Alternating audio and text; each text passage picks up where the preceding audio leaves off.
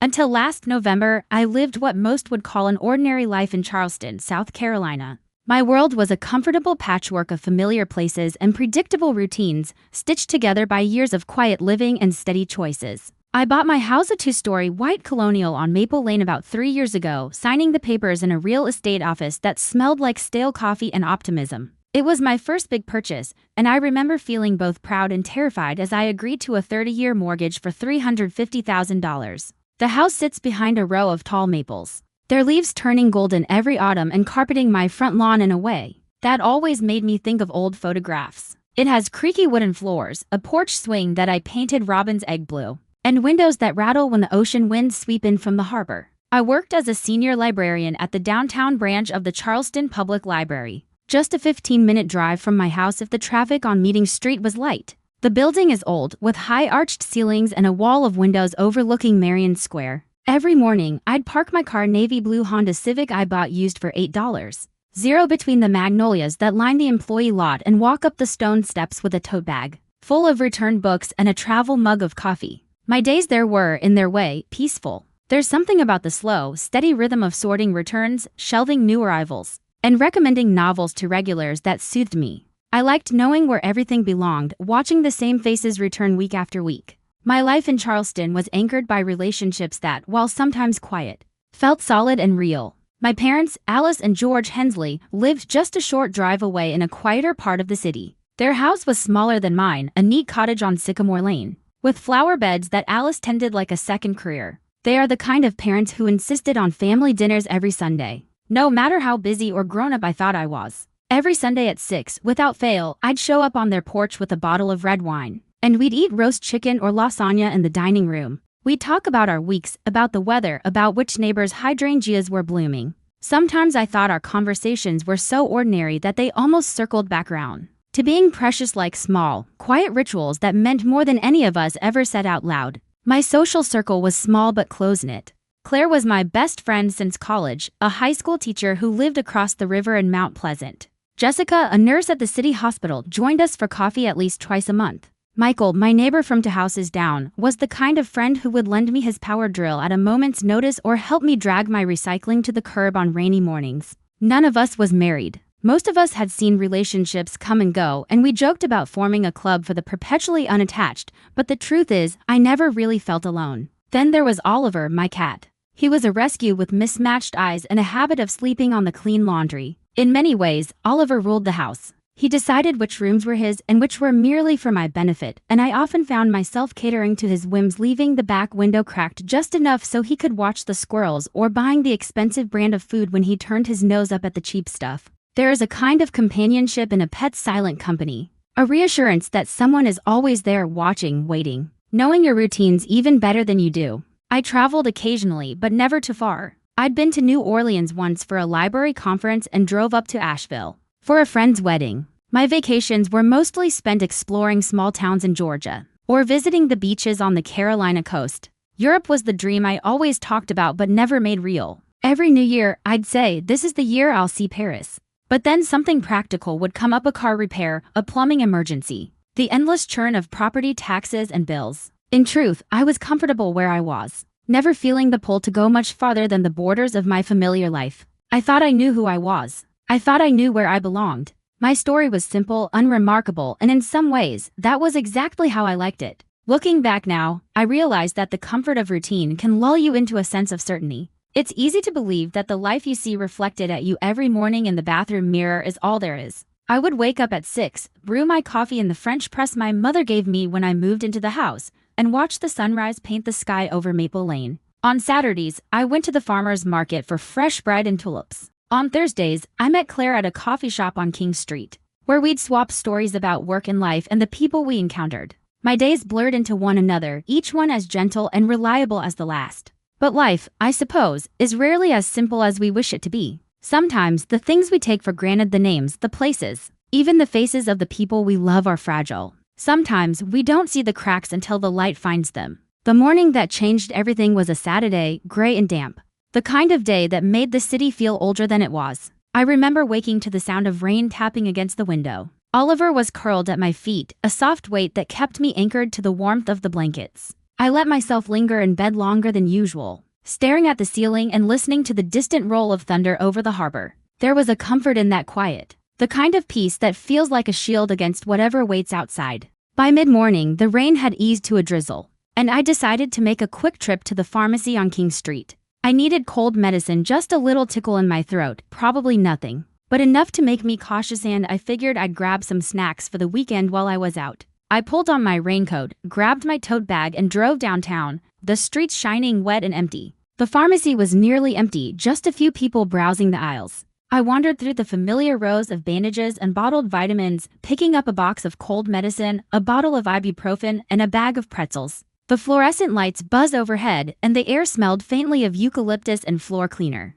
I waited in line at the checkout, scrolling absently through messages on my phone. That was when it happened. In the glass of the refrigerated drinks case, I saw her, the woman standing behind me in line. At first, I thought she just looked familiar, maybe a customer from the library or a neighbor I'd seen at the farmer's market. She was tall, with dark curls pulled back in a loose bun, and she wore a pale blue scarf that stood out against the muted colors of her coat. There was something in her posture, in the way she held herself, that drew my eye. I glanced back, caught her looking at me, and she smiled, a quick, startled expression that didn't quite reach her eyes. It should have been nothing, just a passing moment between strangers. But when I turned back to pay, I heard her gasp, a sharp, shaky sound that made me pause. I glanced over my shoulder, expecting an apology or maybe a question about where to find something. Instead, she was staring at me as if she'd seen a ghost. "Emma," she whispered, her voice trembling. For a moment, I thought she was speaking to someone else. The name meant nothing to me, just another syllable in the endless sea of names that fill a city. But she didn't look away. She stepped closer, her eyes wide and shining with something I couldn't name. I laughed, nervous, suddenly aware of the cashier watching us. "I'm sorry, you must have me confused with someone else. My name is Elizabeth." She shook her head, tears gathering in the corners of her eyes. "You have a tiny scar above your left eyebrow, and a birthmark on your right shoulder, shaped like a star. You are Emma Caldwell, my sister. You disappeared in New York 18 years ago." The world seemed to tilt, the pharmacy fading around me. I felt a cold knot of fear tighten in my stomach. The scar was real, something I'd had as long as I could remember, from a childhood fall I was told about a dozen times. The birthmark was private, a detail I had never shared with anyone except my mother. How could this stranger know? I tried to speak, but my voice felt small. "I don't know what you're talking about," I said, but even I could hear the uncertainty in my words. She didn't push. Instead, she reached into her purse, her hands shaking, and handed me a slip of paper. "My name is Rachel Caldwell. If you ever want to talk, please call me. I've been looking for you for half my life. Please, just think about it." I left the pharmacy without buying anything, my mind racing. The world outside seemed sharper, the rain colder, the air heavier. I sat in my car for a long time, staring at the slip of paper with her name and number, trying to make sense of what had just happened. That was the day my life cracked open. The day I began to wonder if the story I told myself, the story I thought was mine, was just the beginning. For the rest of my life, I'll remember the feeling of that fluorescent light overhead, the smell of antiseptic and rain-soaked coats, and the way the air in the pharmacy seemed to shift, heavy with something I could not yet name. Standing there with the cold medicine and pretzels in my hands, I was just another woman running errands on a Saturday. And then I wasn't. I don't know if I first noticed the woman behind me because of the way she stared, or if it was simply that I was unusually aware of the world that morning, every detail humming in sharper focus since she'd said my name, Emma. I looked at her through the mirrored door of the drinks cooler, catching the glint of her pale blue scarf against the dark of her coat. There was something almost cinematic about the way she moved, her tall frame almost swaying, her hands twisting nervously together. At first, I thought she might ask me to recommend a cold medicine, as customers sometimes did at the library when they couldn't find a book. Instead, when I glanced back to offer her my place in line, she froze as if startled by her reflection.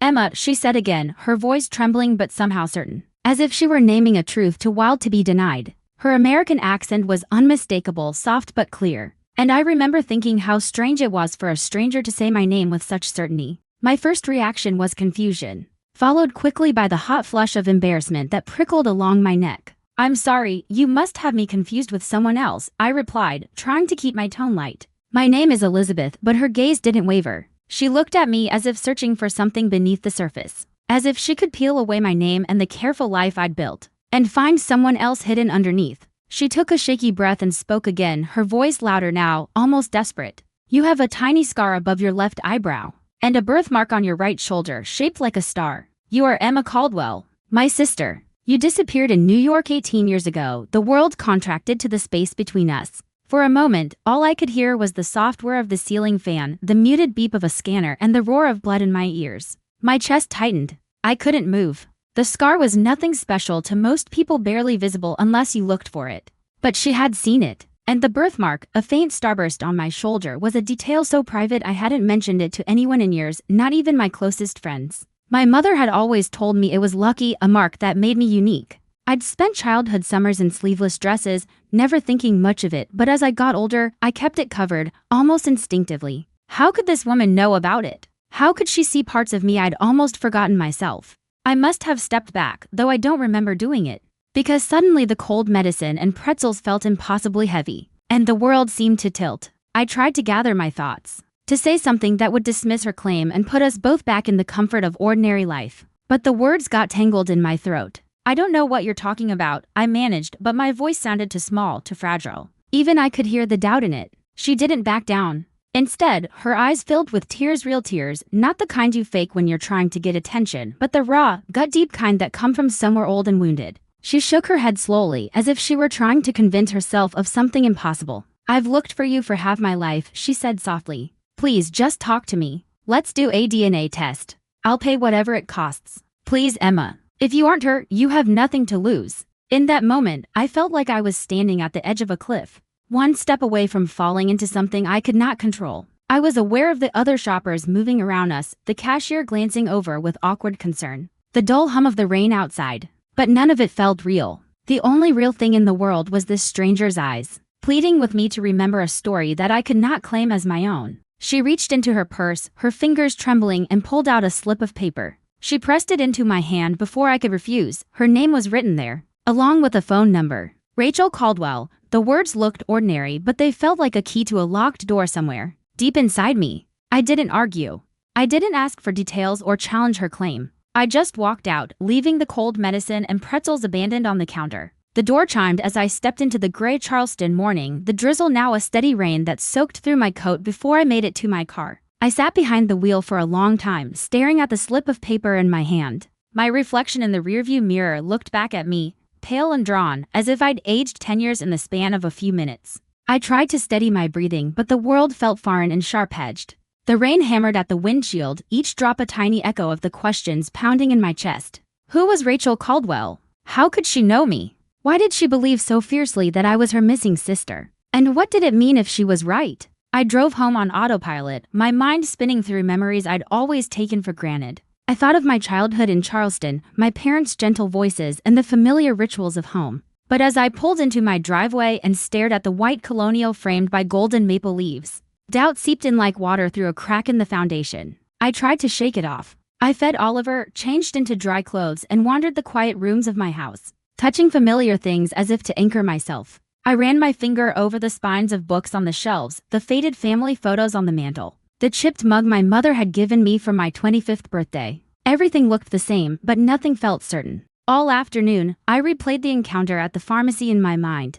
I tried to convince myself it was a case of mistaken identity, a coincidence, nothing more. But the details she'd given were too precise, to intimate the scar, the birthmark, the ache in her voice when she called me Emma. At some point, I found myself standing in front of the bathroom mirror, tracing the faint line above my eyebrow with a fingertip. I pulled the collar of my shirt aside and stared at the star-shaped birthmark on my shoulder, feeling as if I were seeing it for the first time. What if she was right? What if everything I thought I knew about myself was just a story built on someone else's truth? The idea terrified me. I wanted to call my mother to hear her voice and let it ground me. But I was afraid of the questions she might not be able to answer, the silences that might linger too long. I left my phone on the counter, the slip of paper with Rachel's number tucked underneath it. That night, I couldn't sleep. I tossed and turned, listening to the rain batter the windows, my thoughts looping back to the stranger with the blue scarf. I remembered the look in her eyes, the hope, the fear, the desperate love that shimmered there. I tried to picture myself as Emma Caldwell, a missing girl from New York. But the image wouldn't come. I was Elizabeth Hensley, Charleston librarian, daughter of Alice and George, friend to Claire and Jessica, caretaker to Oliver. Wasn't I? But what if I wasn't? What if there were pieces of my story I'd never been told? Parts of myself that had been hidden away out of love or fear or desperation. The questions pressed in on me, heavy and relentless. I got up in the middle of the night and made tea. pacing the kitchen as I waited for the kettle to boil. Oliver twined around my ankles, meowing softly, as if he too sensed that something in our world had shifted. I sat at the kitchen table, the mug cradled in my hands, and stared at the slip of paper with Rachel's number. I thought about calling her, about demanding answers or simply listening to whatever story she had to tell. Instead, I wrote her name over and over on a pad of paper as if repetition would make it familiar. Less strange. Rachel Caldwell. Sister. Missing. New York. The words felt foreign and dangerous, but I couldn't let them go. By morning, the rain had stopped and the world outside my window looked clean and new, as if nothing had changed. But I knew better. Everything had changed. Over the next days, I went through the motions of my life, work, friends, Sunday dinner with my parents, but everything felt different, slightly out of focus. I watched my parents more closely, searching their faces for secrets. I looked at old photographs, trying to see if there was something I'd missed. Some clue that would explain why a stranger in a pharmacy believed I was her lost sister. I didn't call Rachel right away.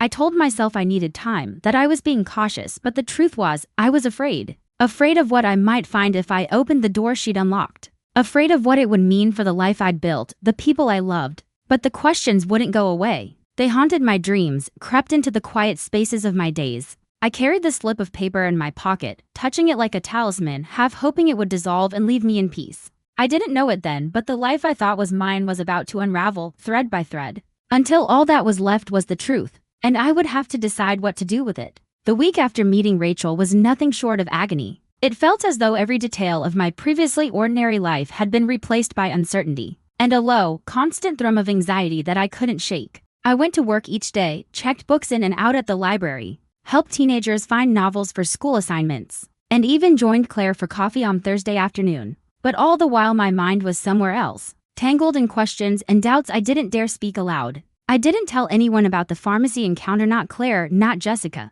and especially not my parents. The thought of saying the words out loud, of even hinting at what Rachel had claimed, made my stomach twist. I was afraid to break the fragile spell of normalcy that clung to my life. Yet I couldn't leave it alone either. Late at night, after the dishes were washed and Oliver had curled up on my feet, I found myself falling down endless rabbit holes on the internet, searching for any mention of the Caldwell family and missing children from New York. I scrolled through forums, news sites, and old missing persons databases, searching for anything that might explain Rachel's certainty. And then I found it. A news article from 18 years ago, yellowed with age and digitized in grainy black and white, featuring a photograph of a girl with dark hair and a hesitant, uncertain smile. The headline read, "Caldwell family pleads for help in search for missing daughter, Emma." The resemblance in the photo was both uncanny and unsettling. I studied her eyes, her shy tilt of the head, and for the first time, I felt a flicker of fear that Rachel might be right. Rachel's texts came every day, brief and gentle. She never pressured me.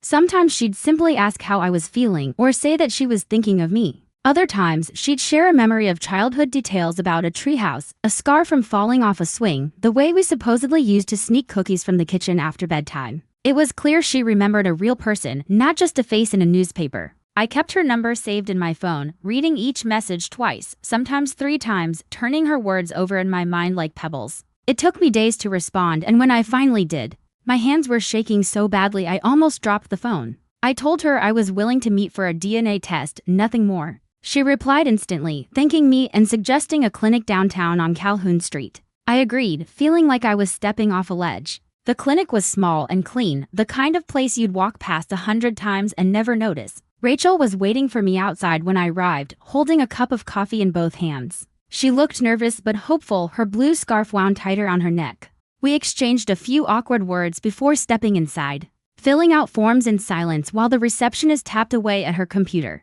Rachel covered the $300 fee without hesitation. Refusing to let me argue, when I tried to insist, she shook her head and simply said, "This is the least I can do." We sat in the waiting room with its plastic chairs and faded magazines, barely speaking. I studied the pattern on the tiles, counting them again and again while Rachel fidgeted with her scarf. When the technician finally called us back, I felt oddly detached, as if I were watching myself from far away. The swabbing was quick and painless, just a gentle scrape inside each cheek, then it was over. We were given a wait time of 10 to 14 days. The technician smiled kindly as she handed us our claim numbers, but I could barely process her words. Outside, Rachel reached out as if to hug me, then thought better of it and simply squeezed my shoulder. "Thank you," she said softly, her eyes shining. "Whatever the results, thank you for giving me this chance." I drove home in a daze. The city passing in blurs of light and shadow. At every stoplight, I wondered if my life would ever feel ordinary again. The waiting nearly broke me. Every day felt stretched and brittle like glass about to shatter.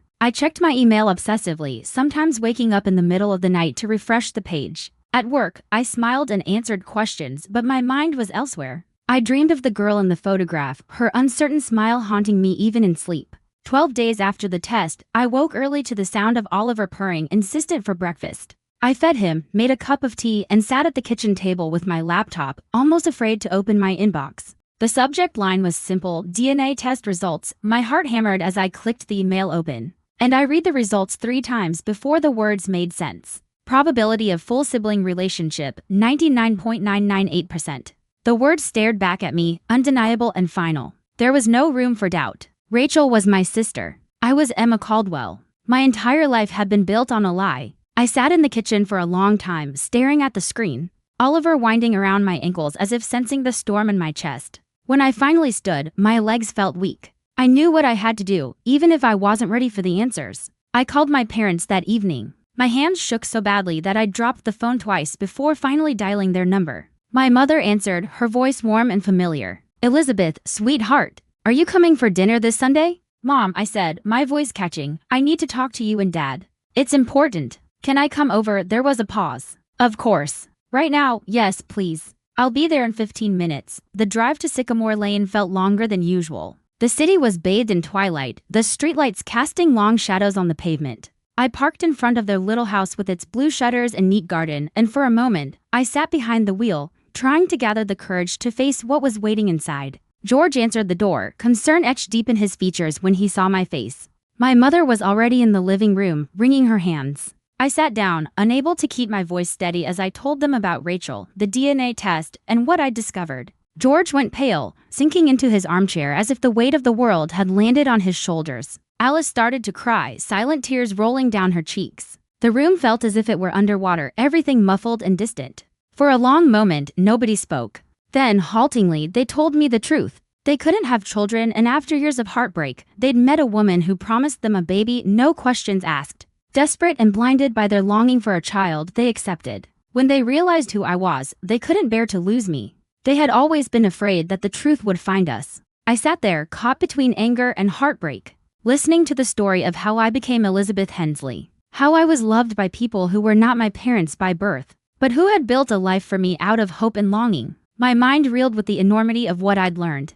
That night, I left their house carrying two truths. I was Emma Caldwell, a missing daughter finally found, and I was still the girl they had raised and loved as their own. And for the first time, I understood that the story of who we are is never as simple as we want it to be. When I look back, I see the moment I opened that DNA results email as a dividing line. There was the life I'd lived before the small certainties, the comfort of routine, the warmth of a family I trusted implicitly, and then there was everything that followed. A time marked by raw uncertainty, overwhelming love, and a relentless search for understanding. Nothing about the aftermath was neat or easy. And sometimes I still marvel at how quickly an ordinary life can unravel, and how slowly it knits itself back together. The first days after confronting my parents were a blur of confusion, exhaustion, and tears. I went home from their little blue-shuttered house with the weight of 1,000 questions pressing on my chest. That night, I didn't sleep. Instead, I paced the length of my living room, Oliver trailing me, as I replayed every conversation I'd ever had with Alice and George, searching for clues I'd missed. I kept expecting to wake up and find that all of it a sister at the pharmacy, the DNA results. The confession had been some feverish dream. But the next morning, the questions were still there, as sharp as ever. I sat on my porch swing, wrapped in a blanket, watching the sun rise over Maple Lane. The world looked unchanged. Golden light spilling through the trees, birds chattering as they always did. But I knew I had crossed into new territory. Nothing would ever be quite the same. Within days, the story began to spill beyond the walls of our family. Rachel, after so many years of searching, had never expected to find me so suddenly. She contacted our birth parents, my birth parents Margaret and Thomas Caldwell, who now lived in upstate New York. I learned that they had never stopped searching for me, never stopped believing that one day, their daughter might come home. I spoke to Margaret for the first time on a video call, her face so familiar and yet so heartbreakingly new. Her hair was streaked with gray, her eyes warm and hopeful. She cried when I spoke, and I realized she was memorizing the sound of my voice. But as the circle widened, so did the scrutiny. Lawyers were called, questions asked, and records searched. I had always known my adoption was private, but I never imagined it might be illegal. When the police came to my parents' house, I thought I might collapse under the weight of it all. I wanted to shield them, but I was also furious, angry at their choices, angry at fate, angry at myself for not questioning sooner. The legal process was a drawn-out agony. My parents' lawyer, a kind, middle-aged man named Alan Pierce, explained the situation in patient, measured tones. Because Alice and George had never been directly involved in my abduction, because they had been desperate but not malicious, and because they'd confessed everything, the courts were lenient. They paid a fine of $25,000, money they withdrew from their retirement account with shaking hands. There was no prison sentence, but the ordeal left scars that no amount of legal mercy could erase. The emotional toll was far higher than any fine. My relationship with Alice and George became a tangle of gratitude and grief, love and anger. For weeks, I visited them every day, sometimes simply sitting in silence while my mother wept or my father retreated into himself. I wanted to hate them. I wanted to forgive them. Most of the time, I could do neither. Sometimes, late at night, I wondered if I should have let the truth stay buried. But that was never really a choice. Once you know, you can't unknow. The Caldwell family, for their part, welcomed me with overwhelming warmth and open arms. Margaret and Thomas sent letters, emails, and photographs from the years I'd missed: Christmas mornings in pajamas, birthday parties beneath backyard tents, family trips to the Adirondacks. Rachel and I called almost every day. At first, our conversations were awkward, halting. We had to build a relationship from scratch, starting with the smallest things: favorite colors, childhood fears, the kinds of music we liked. I learned she was a teacher, that she'd always loved art, that she had a dog named Rufus, and a laugh that sounded almost exactly like mine. In early spring, I traveled to upstate New York to meet them in person. I remember standing at the Albany airport baggage claim, clutching my coat, my heart pounding so loudly I thought I might faint. Margaret and Thomas stood on the other side of the crowd, waving shyly, tears in their eyes. Rachel held a bouquet of wildflowers, her smile uncertain but hopeful. There are no words for that first embrace. Margaret's arms around me felt at once strange and deeply familiar, as if some old part of me had been waiting for this all along. Thomas, reserved and gentle, held my hand and said, "Welcome home." Emma and I cried because it felt like coming home and leaving home at the same time. Those first days in New York were surreal. The Caldwell's house was filled with family photos, frames on every table, collages on the fridge, albums stacked on shelves. Everywhere I looked, there was proof of a life I'd missed: baby photos, childhood drawings, handprints pressed into clay. Rachel gave me a box of keepsakes she'd saved, just in case I ever came back: a friendship bracelet, a faded storybook, a birthday card I'd made her when we were little. She cried as she handed it to me, and I cried too, grieving for the years lost and the childhood we'd never shared. But the joy of finding my birth family was laced with guilt and confusion. Every call with Margaret and Thomas was shadowed by the knowledge that Alice and George were at home in Charleston, heartsick and alone. I tried to split my time, calling each family in turn, but it felt as if I were living two lives: Emma Caldwell in New York, Elizabeth Hensley in Charleston. In Charleston, I was the librarian, the daughter who brought wine on Sundays, the friend who laughed too loudly at Claire's jokes. In New York, I was the missing sister returned, the daughter who was lost and then found. It was exhausting, exhilarating, and deeply, deeply strange. The hardest part was facing my feelings: anger, guilt, longing, relief, all swirling together. There were days when I couldn't bear to see my parents, when I needed space from both families to breathe. There were days when I resented Margaret and Thomas for loving me so openly, as if I could just step back into a life that had been paused for nearly 2 decades. There were nights when I lay awake, wondering who I was. Was I Emma, the lost Caldwell child? Was I Elizabeth, the Hensley's daughter? Could I be both? I kept my house in Charleston, clinging to the familiar even as everything changed. My job at the library became an anchor, a place where no one called me Emma, where I could lose myself in the comfort of order and routine. My friends, bless them, rallied around me, never pressing for details, simply offering support and quiet understanding. Michael helped me fix a leaky faucet. Claire brought over lasagna and watched bad movies with me. Jessica listened as I tried to untangle my feelings, reminding me gently that identity is never as simple as a name or a bloodline. Slowly, I began to find a rhythm. I visited New York every few months, staying in Rachel's guest room, learning the patterns of the Caldwell household. I met aunts and uncles, cousins, and old family friends. At first, every introduction was awkward: a polite smile, a handshake, a moment of silent appraisal. But over time, those meetings turned into real connections. I joined family dinners, helped decorate the Christmas tree, celebrated birthdays, and attended graduations. I learned that my favorite Caldwell cousin was a history buff like me. that Margaret loved to bake bread on Sundays, and that Thomas played guitar in a local band. Rachel and I went for long walks, sometimes talking about the past, sometimes just enjoying the comfort of sisterhood. Meanwhile, in Charleston, I rebuilt my relationship with Alice and George bit by bit. We started meeting for coffee instead of dinner at first, shorter visits, easier to manage. I asked them questions and they answered as best they could. They told me stories about the day they brought me home, about the ways they tried to be good parents. It wasn't enough to erase the pain, but it helped me understand them as flawed, desperate people who had loved me fiercely, even when their choices had been wrong. Forgiveness was not a moment, it was a process, slow and uneven. There were setbacks, arguments, days when I thought the damage was too great. But there was also love woven through every memory, every shared laugh, every awkward hug. Over time, the bitterness faded, replaced by a fragile, hopeful peace. It took me a long time to accept that I didn't have to choose between my two lives. I could be both Elizabeth and Emma, both Hensley and Caldwell. My identity was not a fixed point, but a story that grew and changed with me. I learned to honor the family that raised me and the family that waited for me to come home. I learned that grief and love can coexist, that the truth can hurt and heal in equal measure. In the end, I am grateful that the truth found me, even if it shattered the world I thought I knew. Sometimes the ordinary hides the extraordinary. Sometimes the adventure is not in the places you go or the things you do, but in the courage to face who you are. My story is layered, messy, unfinished. But it is mine, and for that, I am thankful.